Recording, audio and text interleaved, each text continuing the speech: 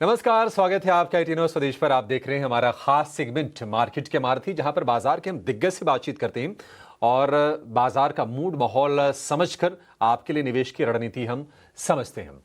Israel और Iran की जंग में अमेरिका के कूदने से मिडिल ईस्ट में तनाव बढ़ा और उस तनाव का असर आज हम भारतीय बाजार पर देख रहे हैं। निफ्टी में करीब करीब 1% के आसपास की गिरावट है। हालांकि शुक्रवार को हमने तेजी अच्छी देखी थी, कम से कम वो पूरी की पूरी तेजी बाजार ने आज अभी तक कभी गंवाई नहीं है। 260 अंकों के आसपास की गिरावट आपको दिखेगी। निफ्टी बैंक में प्रतिशत के लिहाज से थोड़ा सा कम गिरावट है, लेकिन आज इंडिया विक्स में हम स्पाइक देख रहे हैं करीब 5% के आसपास की, और 14.25 का इंडिया विक्स है। निफ्टी के 50 में से 46 शेयर कमजोरी के साथ कारोबार कर रहे हैं और आईटी शेयर आज गिरावट में लीड कर रहे हैं, इन्फोसिस से 2.5% नीचे।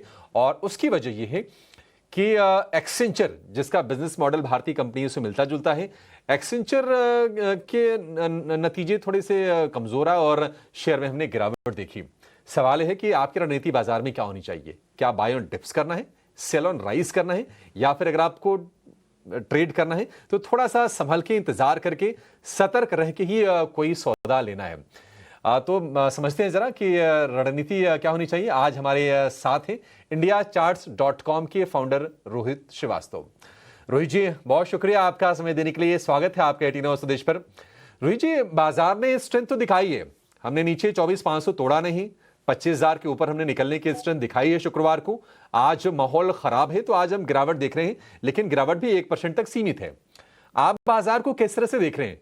आपको लगता है कि यहां से भी फर्दर डैमेज हम निफ्टी में देखेंगे, या फिर ये अपॉर्चुनिटी है पोजिशनल ट्रेडर्स के लिए और इन्वेस्टर्स के लिए?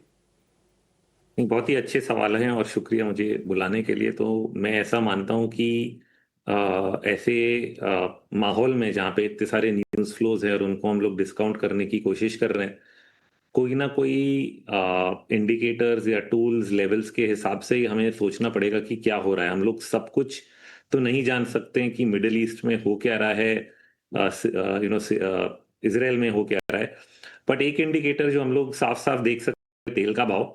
अगर कोई कल सोचता कि अटैक्स के बाद स्ट्रेट ऑफ हॉर्मुज़ बंद होगा तो तेल का भाव क्या होगा, तो तेल का भाव जो है वो $78 के ऊपर होना चाहिए था।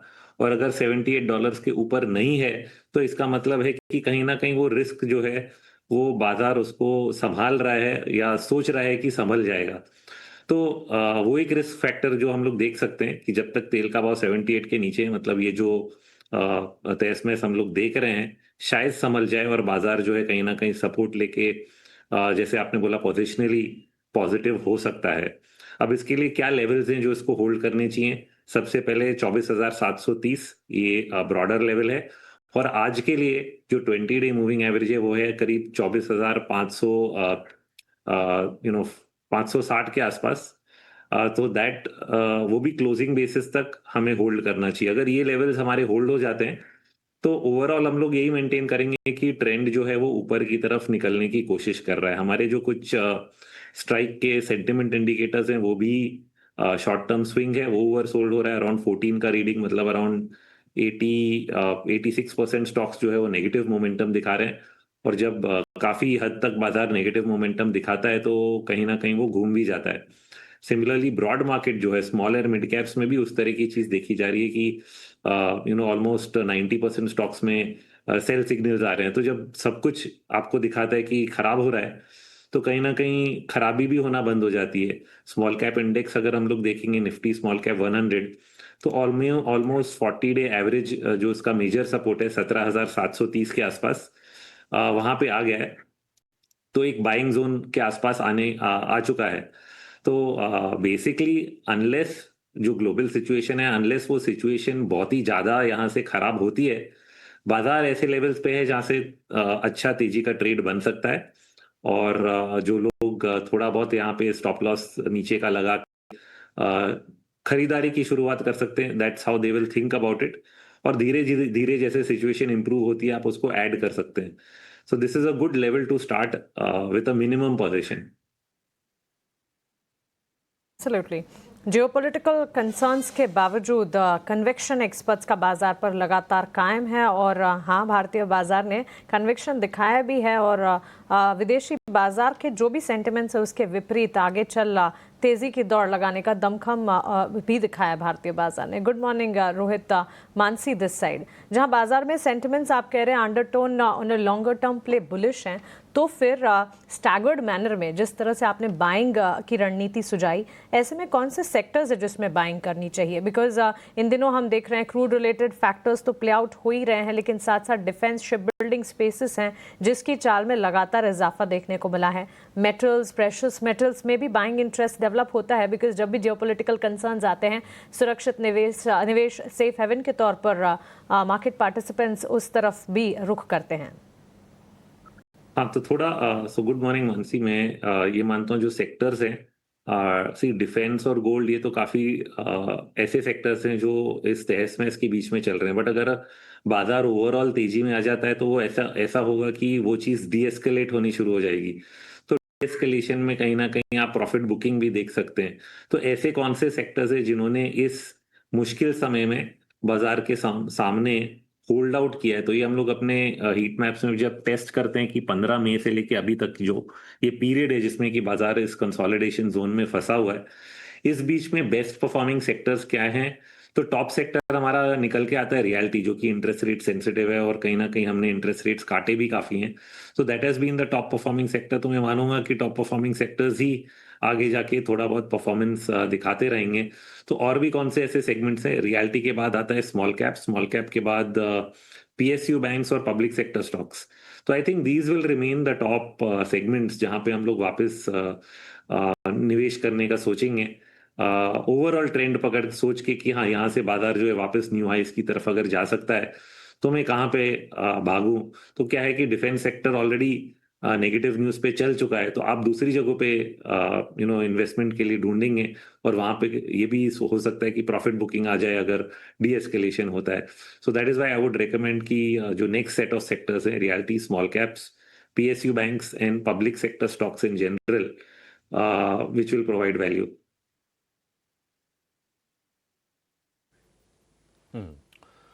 और रोहित भाई, एक और सवाल आपसे ये होगा कि क्या ये बेहतर रणनीति होगी कि जो लोग मिड कैप में, स्मॉल कैप में हैं, थोड़े अपने पोजीशन को शिफ्ट करें टुवर्ड्स लार्ज कैप, क्योंकि ये तनाव चल रहा है मिडिल ईस्ट का, अभी तक थोड़ी सी अनसर्टेनिटी तो है। मतलब अमेरिका ने उनके न्यूक्लियर साइट्स पर बॉम्बिंग की, ईरान ने कहा कि हम रिटेलिएट करेंगे, अभी तो कोई रिएक्शन आया नहीं, लेकिन आगे शायद हो सकता है।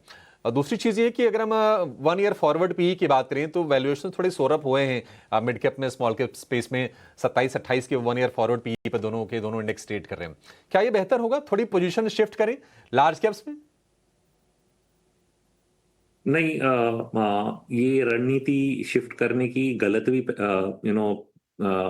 गलत हो सकती है। और रीजन मैं बताता हूं कि जो परफॉर्मेंस है इवन इस डिफिकल्ट फेज में, जो परफॉर्मेंस है मिड कैप्स और स्मॉल कैप्स का, वो लार्ज कैप से आगे ही रहा है। एंड ये आगे ऐसे ही नहीं रहा है कि चलो लिक्विडिटी है, मोमेंटम है, इसलिए वो आगे आ गए। एक्चुअल जो अर्निंग्स इस क्वार्टर के रिपोर्ट हुए और पिछले क्वार्टर के रिपोर्ट हुए, उनको मिला के अगर आप ग्रोथ देखते हैं तो mid and small cap segments का जो ग्रोथ है ऑलमोस्ट डबल डिजिट्स में 28% तक अर्निंग देखी गई है। वेर एज लार्ज कैप्स में हम लोग 8 to 10% की अर्निंग्स ग्रोथ देख रहे हैं। तो कहीं ना कहीं ये भी सच है कि growth mid and small caps में ही देखा जा रहा है लार्ज कैप्स के कंपैरिजन में।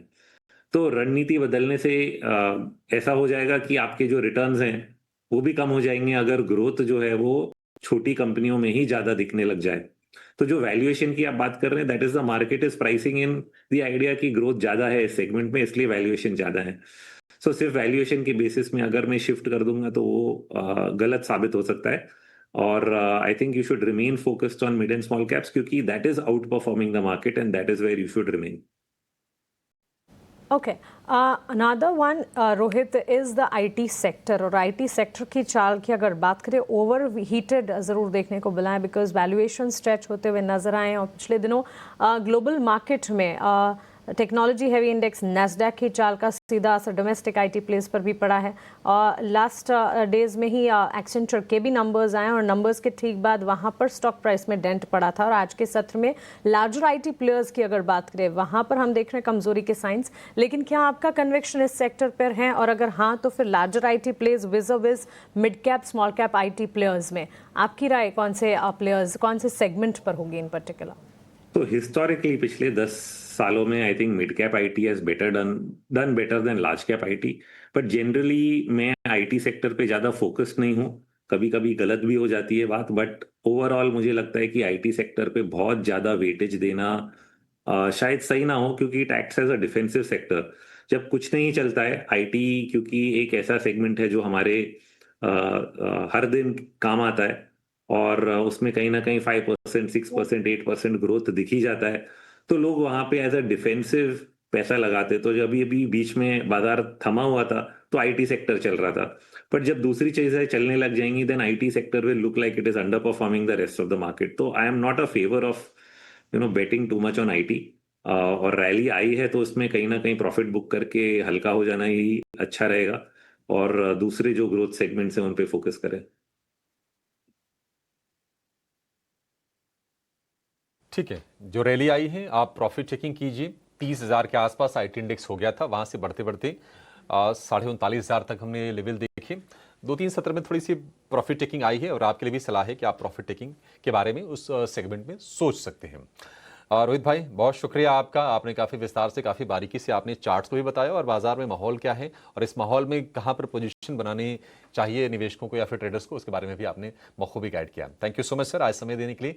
आपसे उम्मीद करेंगे कि जल्दी फिर से मुलाकात होगी।